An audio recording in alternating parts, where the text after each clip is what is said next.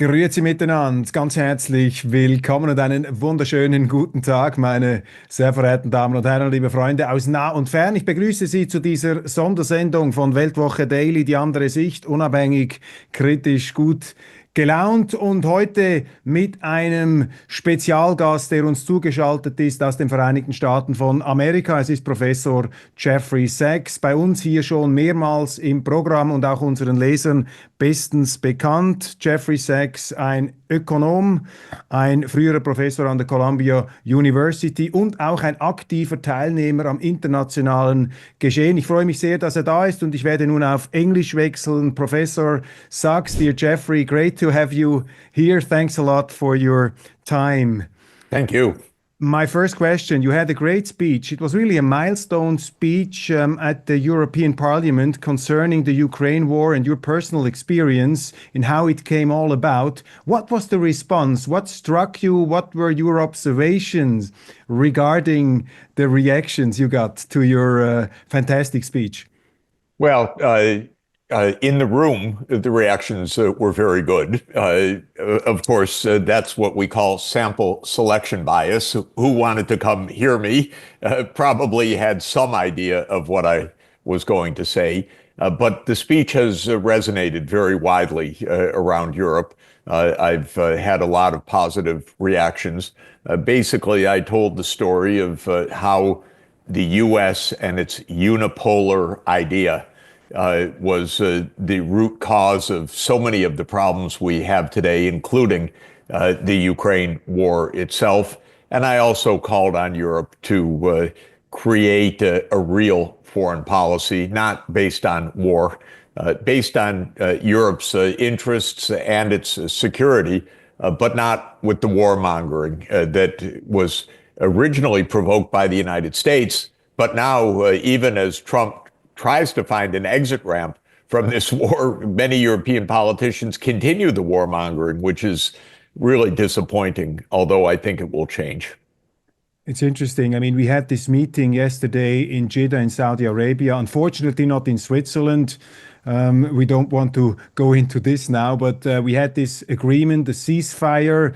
The Americans are delivering weapons. What do you think about these talks? What is your perspective on that? Ceasefire is not the point, actually. The point is peace. The question is what else was discussed rather than what they have told us on the surface. If what came out of this is a 30-day ceasefire but nothing more, it's not going to happen, actually. I think the Russians have said repeatedly there are root causes of this conflict. They need to be addressed in a serious way. I agree with that. This is the need for real diplomacy. A 30-day ceasefire means an invitation for starting again the war. What we need to know, and I don't know at this moment because it's one day after Riyadh, what else was discussed? Did the Ukrainians say, yes, neutrality, territorial concessions, because that's going to be part of any peace? What was really said? Presumably something more was said than a 30-day ceasefire. And perhaps what more was said is being communicated with the Russians by the Americans right now. So perhaps there was more progress than we know of. But as usual, maybe understandably, but in any event, as usual, we don't really understand to this moment what happened. All I can say clearly is if this is 30-day ceasefire without any more substantive agreement on the way to end the conflict, I don't think there will be a ceasefire. I mean, it's interesting. I mean, Trump has made some remarks which could indicate that he shares your view on the root causes of this war. He said on several occasions, well, there are many people are guilty there, and I can understand that the Russians did not like the NATO expansion. What do you think? Do the Americans, does this government have a real perception of this war? Do they see clearly what is at stake? And is there hope for a thorough solution in a way that you have just indicated? In this administration, there's a very high noise to signal ratio. Every day, contradictory statements are made about everything, whether it's tariffs on or off, whether it's about ending the war versus sanctioning Russia, whether it's about President Xi being best friends versus China being a perfidious country. It's a very high noise to signal ratio. Some people say it's a method. Some people say it's a confusion. Some people say it's a difference of views. To tell you the truth, I don't know what the reason is. I don't like this kind of governance of so much noise. I don't think the stock markets like it either. By the way, this is one of the conclusions. It's just a tremendous amount of uncertainty. Given that, it is not easy to say what's at the core of all of this. When it comes to Ukraine, I think there's enough material now, enough statements made by the president, made by the Secretary of State, Marco Rubio, made by the National Security Advisor, Mike Waltz, that suggests that the U.S. isn't going to invest in this war longer. They may prevaricate, they may threaten sanctions, they may do all sorts of things, but I personally find it pretty much unimaginable, for example, that Trump would go back to Congress and say, vote more money so we could send more arms. That, to my mind, is now beyond the politics. I may be wrong, but if that's the case, with all the noise, it's probably the case that this war is coming to an end. The reason it's coming to an end is without the U.S. support, Ukraine cannot fight on, period. And the idea that European politicians profess that, well, even if the United States stops, we will take on, this is ridiculous. It's not going to happen. So in this sense, I think the war is coming to an end. But I want to emphasize again, there's a lot of noise in this.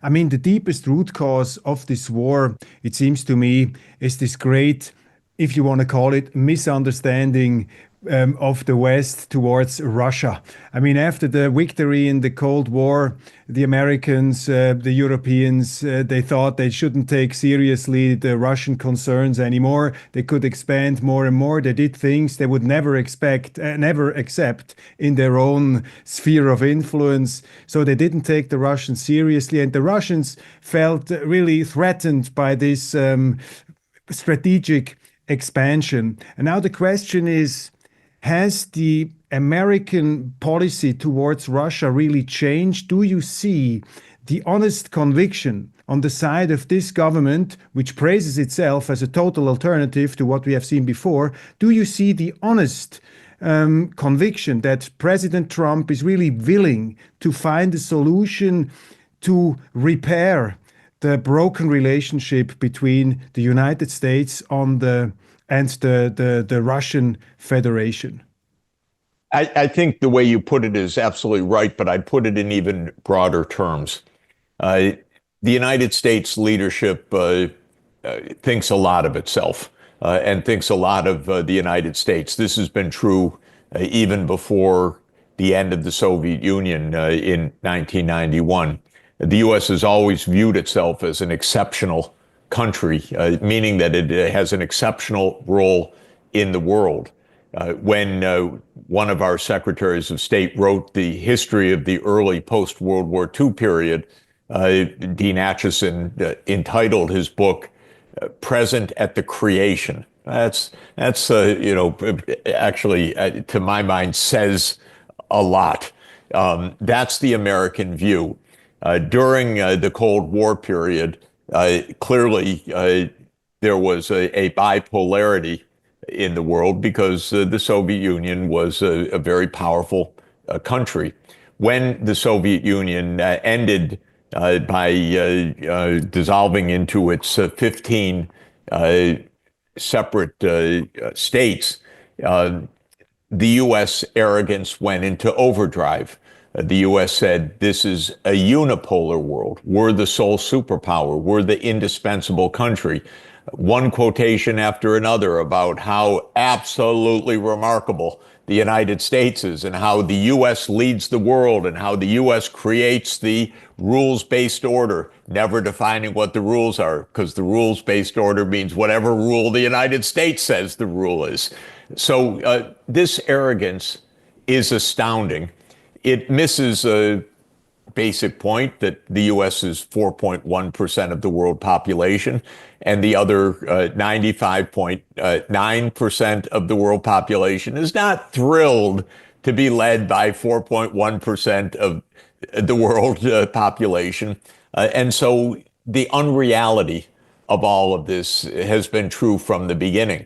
But now, with the spread of technology, with China's rise, with Russia's renewed power and technological capacity, we are truly, undeniably in a multipolar world.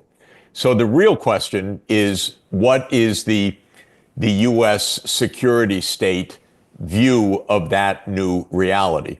Well, our Secretary of State actually said, yes, we are in a multipolar world. Believe me, that is an intellectual breakthrough for the United States of America government, even to utter that sentence, because Biden, to the end, lived in a dream world of the 1990s, the indispensable state, the leader of the free world, whatever high rhetoric one could imagine.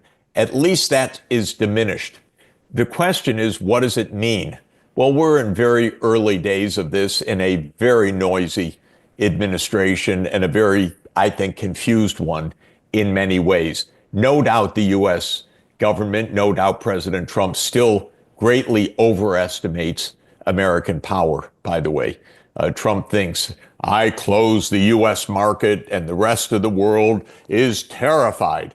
If they don't have access to the U.S. market, the world economy will collapse. No, Mr. President, the rest of the world will go on pretty much just fine, is actually the truth of it. But the Americans don't know that. Just like they thought, we're going to sanction Russia economically and bring the Russian economy to its knees. I tried to tell them, no, that also is not going to happen. But they didn't listen. So there still is a lot of arrogance in the U.S. Maybe the arrogance is, well, there are three big powers right now, the U.S., Russia, and China. We ought to avoid each other's lanes so we don't have head-on collisions. That may be the view. Trump certainly still speaks a big imperialist line, but against small, weak countries. So he wants to take over Panama or take over the Panama Canal. He wants to own Greenland. He wants to make Canada, the 51st state. Canada's not so weak in that sense, but still, he's a bully in a lot of different areas. So this is not sweet talk. This is not let's sit down and work out a new global arrangement. There still is a lot of bullying, but maybe less bullying vis-a-vis Russia and possibly vis-a-vis China. There's a lot of bullying still in the Middle East. We own Gaza. We own it's Gaza Riviera. This nonsense talk is not good. It's not even remotely, in my view, tactically good from a deal-making point of view. It's just noise. And so the answer to the question is we're in an unstable period.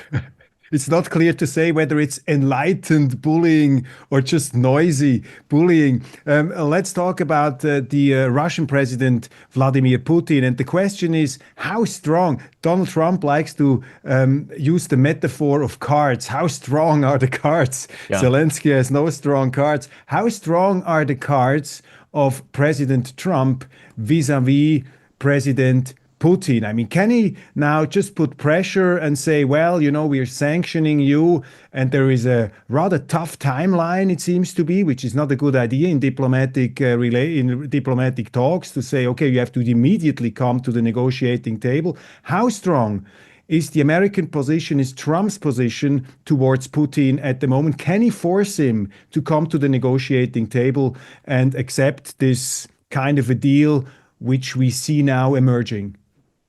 Yeah, it's very interesting. It's a cliche, but I think actually, as I've thought about it in recent days, a reasonable cliche that the U.S. plays cards, basically poker. Russia plays chess and China plays Go. It's a kind of cliche, but when you think about it, what does it mean? Poker is a very interesting game. Partly it depends on what you're staring at when you're looking at your cards, and partly it's about bluffing. The Americans are full of bluffing. We got a great hand. We'll raise you. We'll bet the pot and so forth. There's I don't know if I can say it, but there's a lot of bullshit in it. From a poker point of view. Chess is not like that. Chess, you're staring at the board, both sides. There's not bluffing. There are complex both tactics and strategy. It can be long, complicated games. Some play the end game, some play the middle game, and so forth. Go, which I don't play, I think is in a way even more variations and a slower game indeed. So the U.S. plays cards. It plays poker, and Trump talks in that imagery. Putin does not say what cards anyone has because they're not playing cards. Sometimes it's said, by the way, that Europe plays bridge, which I think could be right. Probably an overestimation. I'm not sure whether that they know which game they're actually playing. If they're playing that may be true as well. So, does the U.S. have the cards? No. There still is a lot of bluff. There's a lot of bluster. The Russians are pretty methodical, and Putin's pretty careful, and they're pretty much going step by step. So the fact of the matter is, when Biden was full in and everybody was revved up for war and maximum sanctions and will defeat Russia, Russia was not defeated. Trump has basically said, we're not out to defeat Russia. So what are the cards? The cards are not that Russia can be pushed into a corner. What I do think is true is that there's a benefit from peace. But that means not a 30-day ceasefire. That means defining what is a peace agreement. And here, I think it's pretty damn obvious, I have to tell you, because a peace agreement was essentially reached on April 15th, 2022. It was about to be signed. It defined that there were a few key issues. The most important was permanent neutrality of Ukraine. The second was territorial rearrangements. And the third was security guarantees. That's what's in the April 15, 2022 draft peace agreement. The United States and UK stopped that agreement because the idea was Ukraine should fight on, Russia should be weakened, America was going to raise the stakes. This is the poker game. We're going to bring in HIMARS and ATACMS. We're going to toughen the sanctions. We're going to call Putin and raise the stakes. And it failed. About 1 million Ukrainians have been killed or seriously wounded since that time. And the situation is worse on the battlefield. And I think Trump has to know that, does know that, doesn't want to play Biden's losing hand. So, no, I don't think that there are ways to force Russia into a 30-day ceasefire, for example. But there are ways to reach a peace. And the peace involves permanent neutrality, stopping this NATO enlargement, which is a fundamental cause of all of this, understanding that certain territories are not going back. Ukraine's not getting back its 1991 border. And again, whatever anyone thinks about that, Ukraine didn't have to lose an inch had it played its cards, if I could put it that way, differently from 2014 onward. And security arrangements, we actually have a UN Security Council to make security arrangements, and that's the right place for that. So a deal could be reached that's in Russia's interest, that's in Ukraine's interest, that's in America's interest, that's in the world's interest, that's in Europe's interest. It could be reached pretty quickly. We still don't talk about that substance. Europe doesn't even talk about what it means when it says as long as it takes. If ever there was a BS phrase, that's it. What does it mean? Takes for what? The Europeans never explain it. The whole thing is to dumb down the discussion by using PR slogans like you would have a slogan for some brand. Just do it, or something like that. Do what? This is not a branding exercise. This is not a poker game. This is our world, and that needs a much more careful definition. And we don't have that to this moment. Is President Zelensky finished, or will he somehow survive this political situation, which goes in a direction he probably did not want? What do you think? You know, I don't know what's going to happen to an individual, but this line of approach of Ukraine is completely finished.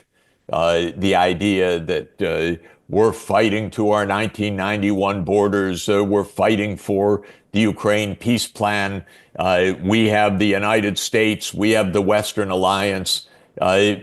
This was all a bunch of bluster and very sad, very naive, that Ukraine, by decree, will not negotiate with the Russians until they leave all Ukrainian territory.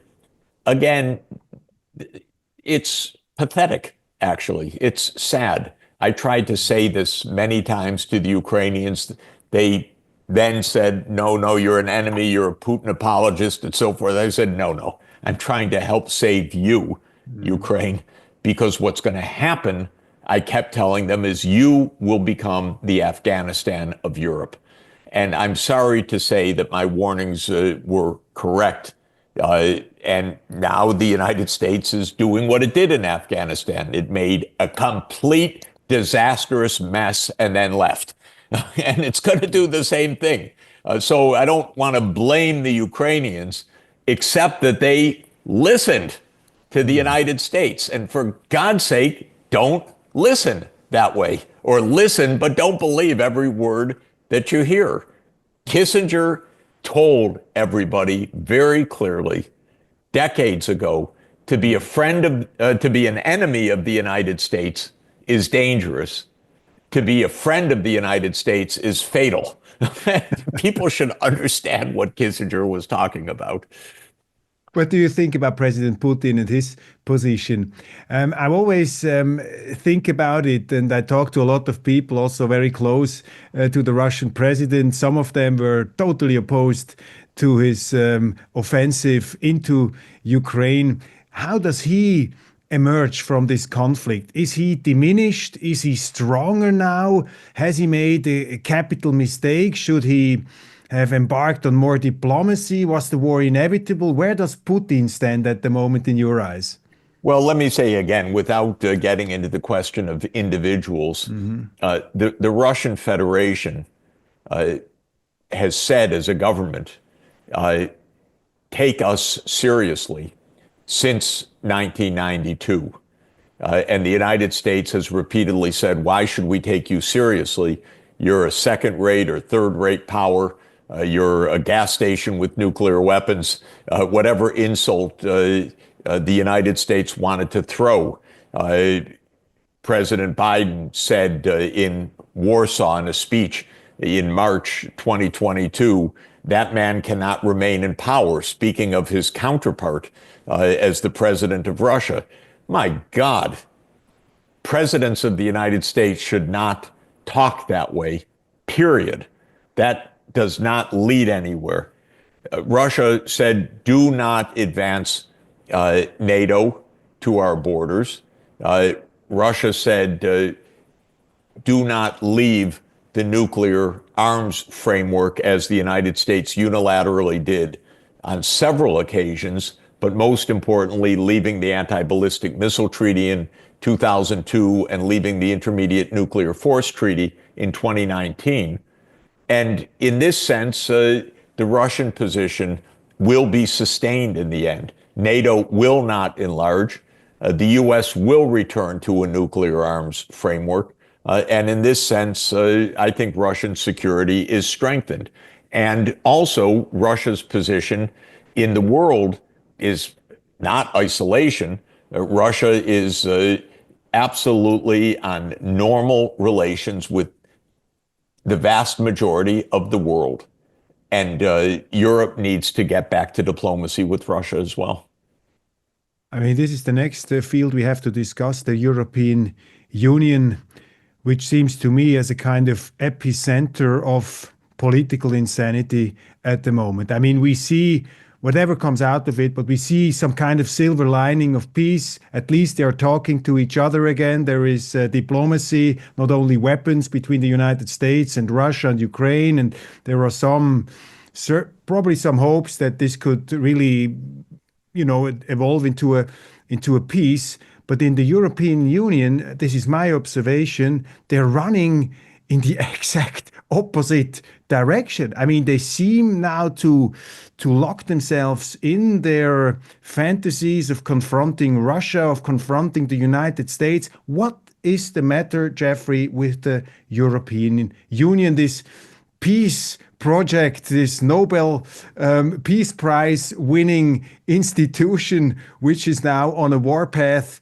on an eternal warpath against Russia, and it seems to have the two-front conflict also against Washington. How do you explain this? What's the matter?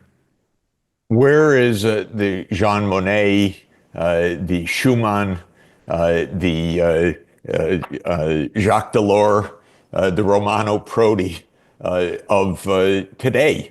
In other words, where are European politicians that have a historic perspective, that understand Europe's place in the world, that take a broad vision? They're not right now apparent. I'm sure that they exist someplace, but they're not apparent. Europe gave away its foreign policy, I say, at least since 2008, arguably decades before that. But at the Bucharest NATO summit, when the United States pushed through the statement that Ukraine and Georgia will join NATO, since that moment, there has not been a peep from Europe of a European vision. And this is very sad. What comes out of the European Commission is mostly nonsense. The rhetoric mostly meaningless. Incidentally, it's as bad on the other side of the English Channel. I mean, what comes out of London is shockingly stupid imperial nostalgia. Britain has always been the great Russophobe of the world. That dates back to around 1840. And Starmer is absolutely as foolish as Boris Johnson, which is an amazing thing to say, by the way, because Boris Johnson was, oh my God, I don't even know where to get started. But Starmer's no better. And so we don't have, for the moment, politicians that have a historical perspective, that have a broad vision, that speak in some philosophical terms, diplomatic terms. They must exist, but we don't see them. And Europe better figure this out pretty quickly, because Europe is so far below potential on everything, on its foreign policy, on its role in the world, on its economy right now, everything because of this. And Europe, I'm a believer in Europe needing to be Europe, not 27 independent nations, but Europe, because Europe faces the United States, which is a challenge, even a danger to Europe. I would not preclude Donald Trump landing troops on Greenland. That sounds crazy, but I wouldn't rule it out. It sounds nuts, but believe me, it's possible. Europe faces real issues with Russia. It's not all sweetness and light, but Europe's big enough to face those issues. This is a shared continent, for heaven's sake. Europe and China, Europe and India, Europe and Africa. You need a Europe, but we don't hear anything out of Europe right now than pretty narrow-minded views. Mm. And there are alarming developments. I don't know whether you follow the situation in Romania. I'm I not do, the of course. interior expert of Romania, but it seems to me like a coup d'état by this federal court, which just said, you know, with a strike of a pen, this election, it's not valuable. The candidate is an ultra right-wing extremist, Russia and Putin lover. So far, he has to be banned from any kind of political office. I mean, it's amazing, and I looked a bit in the newspapers. It's very low in the news. We don't hear anything from Brussels, but it seems totally absurd to me as a Swiss that, you know, judges can just say, you know, there has been some Russian intervention, you know, there have been some trolls or some whatever, you know, media and social media kind of manipulation. And you just say, okay, the people don't have to say anything. It's now the judges who take over. What do you make of it? How Yes, do you see this situation? First of all, it's extraordinarily worrisome. It's obviously a repudiation of the most basic tenets of democracy, not a peep from the rest of Europe, just crushing Romanian democracy. Why? Because the candidate that's running wants to have normal relations with Russia. But by the way, what's happening in Romania, it's a danger all over Europe because the European population saying, we don't want this war. Who's unpopular? Every single European leader that is calling for more war. They all have approval ratings of 20%. And then they have opposition parties. They call them extreme right wing. The words don't even mean something anymore. Typically, this quote, extreme right party is for peace, not war. It's a strange language, actually. It typically means on the right, have borders, stop the mass immigration, but for peace. Often, by the way, these, quote, extreme right parties are actually social democratic parties in their economic policy. What makes them extreme right in many cases, without oversimplifying, is that they're anti-mass migration parties. So they want their borders protected, which incidentally is a reality in this world. If you're a rich part of the world and the borders are open, 1 billion people will come to you, especially if you're a social welfare state. You know, my God, given conditions in the rest of the world, there's no end to it, that kind of economic migration. So all of this is to say the politics across Europe is the war is unpopular, and the democracy needs to be suppressed in some sense in this way by shunning parties, stopping elections, stopping candidates, limiting the debate, stopping the narrative, you know, pounding on the narrative and all the rest. It's not good. Again, I give more hope that we're going to be able to get past this phase if the United States is consequent, which not guaranteed, but if it just says, look, we're not funding this war anymore, the war will stop. When the war stops, Europe is going to have a different approach, period, because Europe can't continue this war. And maybe some cooler and saner heads are going to prevail. And that's what I'm hoping for.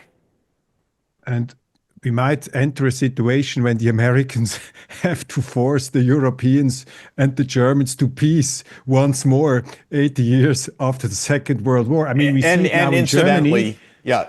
They have just a very short remark. In Germany, they have now these coalition talks, and I looked at the programs, and at the very end, even the CDU chancellor, which might be the chancellor at the end, he said we have to fight disinformation. We have to look that they are not, Russian whatever misinformation. I mean, these are really alarming tendencies against democracy, against free speech. Where is Europe heading to? I'll tell you one of the most disheartening points, and we'll have to end shortly because of my time. The Free University of Berlin was going to host the UN Special Rapporteur on Palestine, and the Israeli ambassador called the university apparently and said, "Don't do it," and the university shut down a normal talk by a very important UN special rapporteur. In other words, don't have public discussion. This is the worst for us. Our survival, our peace depends on discussion, on understanding, on diplomacy, not on narrative, or canceling candidates. And so this is a very worrisome trend. Also in the United States, don't have any doubt about it. We have very similar risks right now. Control the narrative, you control the politics. And we can't live by narrative. We have to live by discussion, reason, diplomacy, negotiation, open debate. It's extremely important. Let me ask you, to spare your time, one more question. What should the role be that Europe can play in the future? If you were a consultant to these governments, to the European Union, what would you say to them? What should they try to be in the future? I would say make Europe effective so that Europe can deal respectfully, peacefully, diplomatically, but securely vis-a-vis the United States, vis-a-vis Russia, vis-a-vis China, vis-a-vis India. I believe we are in a world of a few great powers and a lot of the world in the rest. And the major powers right now are the United States, Russia, China, and India. I want the whole world to thrive. First, Europe. It's 450 million people in the EU. It is a $20 trillion economy. It has a nuclear deterrent and the French nuclear arms. It should be a major power. But the major powers, first of all, should be at peace with each other so we don't blow up the world. That's the very first point. Second, within these powers and within Europe, there should be an economy that works. We're in a technological revolution right now. Europe doesn't have some of the big components of the new economy that it needs because the U.S. grabs up every European company and makes it an American company. What is ASML? It's the world's leading extreme ultraviolet lithography producer of the most advanced semiconductors in the world. It's a Dutch company in principle. Who dictates all the policy of ASML? The United States. Huh? How'd that come about? I know how it came about, but how does Europe let that happen?